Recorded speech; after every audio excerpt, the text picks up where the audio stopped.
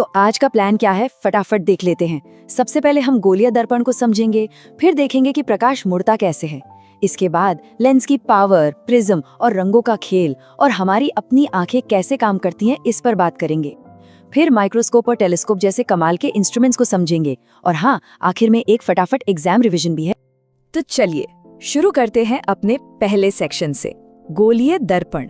कभी सोचा है कि गाड़ी के साइड मिरर में या फिर मेकअप मिरर में चीजें अलग अलग क्यों दिखती हैं? सारा खेल घुमावदार सतहों से लाइट के टकराकर वापस आने का है और हम बस यहीं से अपनी बात शुरू करेंगे। तो ये है हमारी पूरी गाइड, किरण प्रकाशिकी और प्रकाशक यंत्र। ये पूरी तरह से आपके क्लास 12 के सिलेबस पर बेस्ड है। तो फिर देर किस बात की, चलिए इसे समझना शुरू करते हैं और एग्जाम के लिए तैयार होते हैं। चलिए पहले गोलीय दर्पण के जरूरी हिस्सों को जान लेते हैं। देखिए, दर्पण का जो सेंटर है वो है पोल यानी P। फिर आता है फोकस मतलब F। ये वो पॉइंट है जहां पैरेलल किरणें टकराने के बाद मिलती हैं।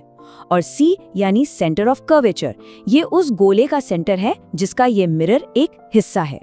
और हाँ, सबसे जरूरी बात जो याद रखनी है वो ये कि फोकल लेंथ मतलब F हमेशा रेडियस ऑफ कर्वेचर R की आधी होती है।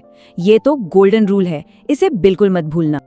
अच्छा, अब आते हैं दो सबसे जरूरी फॉर्मूलों पर, मिरर फॉर्मूला और मैग्निफिकेशन फॉर्मूला। देखिए, मिरर फॉर्मूला ऑब्जेक्ट की दूरी U, इमेज की दूरी V और फोकल लेंथ F के बीच का रिलेशन बताता है। और मैग्निफिकेशन मतलब M से पता चलता है कि इमेज कितनी बड़ी या छोटी बनी है। और हाँ, नीचे जो साइन कन्वेंशन का अलर्ट दिया है उस पर खास ध्यान देना। मतलब लाइट की डायरेक्शन में जो भी दूरी मापेंगे वो पॉजिटिव होगी और उसके उल्टी दिशा में नेगेटिव। अगर ये गड़बड़ हुआ तो समझ लीजिए सारे न्यूमेरिकल्स गलत हो जाएंगे। अब देखते हैं कि दो तरह के मिरर में क्या फर्क है। एक है कॉनकेव यानी अवतल और दूसरा है कॉन्वेक्स यानी उत्तल। तो जो कॉनकेव मिरर है वो लाइट को एक जगह इकट्ठा करता है, मतलब कन्वर्ज करता है। इसीलिए तो टॉर्च और हेडलाइट्स में इसका इस्तेमाल होता है। वहीं दूसरी तरफ कॉन्वेक्स मिरर लाइट को फैला देता है, मतलब डाइवर्ज करता है। ये हमेशा एक वर्चुअल, सीधी और छोटी इमेज बनाता है और इसीलिए ये गाड़ियों के रियर व्यू मिरर के लिए बेस्ट है। तो मिरर से रिफ्लेक्शन तो हमने देख लिया। अब लाइट के एक और बड़े ही मजेदार बिहेवियर पर चलते हैं, रिफ्रैक्शन यानी अपवर्तन। अब हम ये जानेंगे कि जब लाइट एक मीडियम से दूसरे में जाती है तो क्या होता है। यही वो प्रिंसिपल है जिसके दम पर लेंस और आजकल के ऑप्टिकल फाइबर काम करते हैं। तो ये रिफ्रैक्शन है क्या? देखिए, बहुत सिंपल है। जब भी लाइट एक मीडियम से दूसरे में जाती है, जैसे हवा से पानी में या कांच में, तो उसकी स्पीड बदल जाती है और इसी वजह से वो मुड़ जाती है। और ये जो मुड़ना है ये स्नेल के नियम को फॉलो करता है जो यहाँ लिखा हुआ है। एक और चीज, पानी, कांच और हीरे के जो रिफ्रैक्टिव इंडेक्स दिए हैं उनको याद रखना, न्यूमेरिकल्स में ये बहुत काम आते हैं।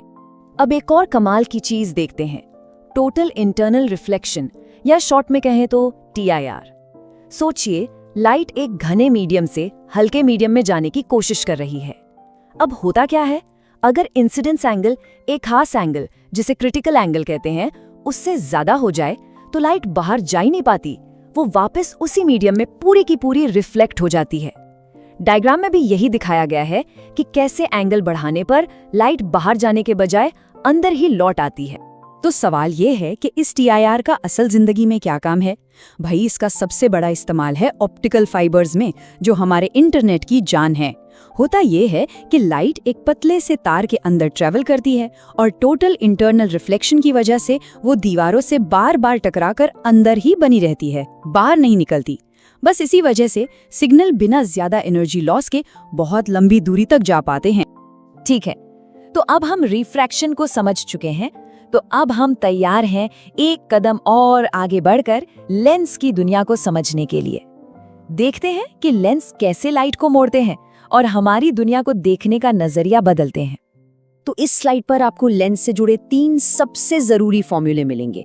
पहला है लेंस मेकर फॉर्मूला, ये फोकल लेंथ को लेंस के मटेरियल और उसके शेप से जोड़ता है।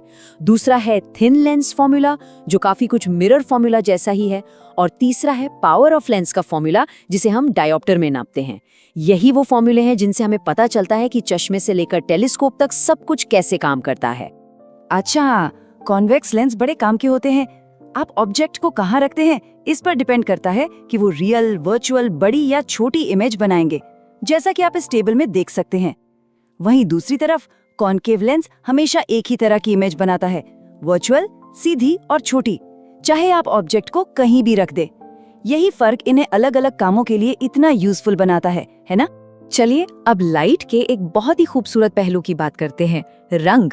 अब हम देखेंगे कि कैसे एक छोटा सा प्रिज्म सफेद रोशनी को इंद्रधनुष में बदल देता है, और ये भी समझेंगे कि ऑप्टिक्स हमारी अपनी आंखों में कैसे काम करती है, जिससे हम ये सारी दुनिया देख पाते हैं। ये देखिए डिस्पर्जन का खूबसूरत प्रोसेस। जब सफेद लाइट एक प्रिज्म से गुजरती है तो वो अपने सारे रंगों में टूट जाती है। पर ऐसा होता क्यों है? क्योंकि हर रंग की अपनी वेवलेंथ होती है और इसी वजह से हर रंग थोड़ा अलग एंगल पर मुड़ता है। वायलेट यानी बैंगनी रंग सबसे ज्यादा मुड़ता है और रेड सबसे कम, और बस बन जाता है ये प्यारा सा रेनबो। लेंस की यही प्रिंसिपल्स हमारी आंखों की आम प्रॉब्लम्स जैसे मायोपिया और हाइपरमेट्रोपिया को भी समझाते हैं। देखिए, मायोपिया में, जिसे हम निकट दृष्टि दोष भी कहते हैं, इमेज रेटिना के आगे बन जाती है, तो उसे ठीक करने के लिए कॉन्केव लेंस लगता है। और हाइपरमेट्रोपिया यानी दूर दृष्टि दोष में इमेज रेटिना के पीछे बनती है, जिसे ठीक करने के लिए कॉन्वेक्स लेंस का इस्तेमाल होता है। तो अगली बार जब कोई चश्मा पहने दिखे तो समझ जाइएगा कि ऑप्टिक्स कैसे अपना काम कर रही है। तो अब तक हमने जो कुछ भी सीखा है उसे एक साथ जोड़ने का टाइम आ गया है। हमारा 5वां सेक्शन है ऑप्टिकल इंस्ट्रूमेंट्स पर। चलिए देखते हैं कि कैसे सिंपल लेंस को मिलाकर माइक्रोस्कोप और टेलीस्कोप जैसे पावरफुल टूल्स बनाए जाते हैं, जो हमें उन चीजों को देखने में मदद करते हैं जो या तो बहुत छोटी हैं या बहुत दूर। ये है एक कंपाउंड माइक्रोस्कोप का डायग्राम, जो छोटी से छोटी चीज को बड़ा करके दिखाता है।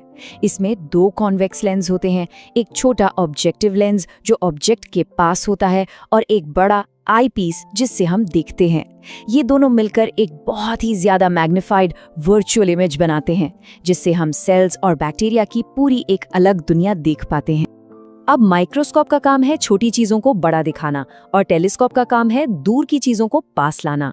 इसमें एक बड़ा सा ऑब्जेक्टिव लेंस होता है, जिसका बस एक ही काम है, दूर के सितारों और ग्रहों से आने वाली हल्की से हल्की रोशनी को ज्यादा से ज्यादा इकट्ठा करना। फिर एक छोटा आई पीस उस लाइट को मैग्नीफाई कर देता है और हम आसमान के गहरे राज देख पाते हैं। चलिए, तो हमने काफी कुछ कवर कर लिया है। अब हम अपने सफर के आखिरी पड़ाव पर हैं। ये सेक्शन पूरी तरह से एग्जाम की तैयारी के लिए है, तो चलिए पक्का करते हैं कि एग्जाम हॉल में सब पूरे कॉन्फिडेंस के साथ जाएं। इस स्लाइड को अपनी लास्ट मिनट रिवीजन शीट समझिए। इसमें सारे जरूरी कांस्टेंट्स हैं। मिरर और लेंस फॉर्मूले के बीच का वो छोटा सा लेकिन बहुत जरूरी फर्क है, याद है ना? एक में प्लस, दूसरे में माइनस, इसे कभी मत भूलना। और न्यूमेरिकल्स के लिए साइन कन्वेंशन के नियम। एग्जाम से ठीक पहले इस पर एक नजर जरूर डाल लेना। और आखिर में एग्जाम में सफलता के लिए ये 4 जरूरी टिप्स। पहला, रे डायग्राम्स की खूब प्रैक्टिस करें। दूसरा, फॉर्मूले रटने की बजाय उनके डेरिवेशन को समझें।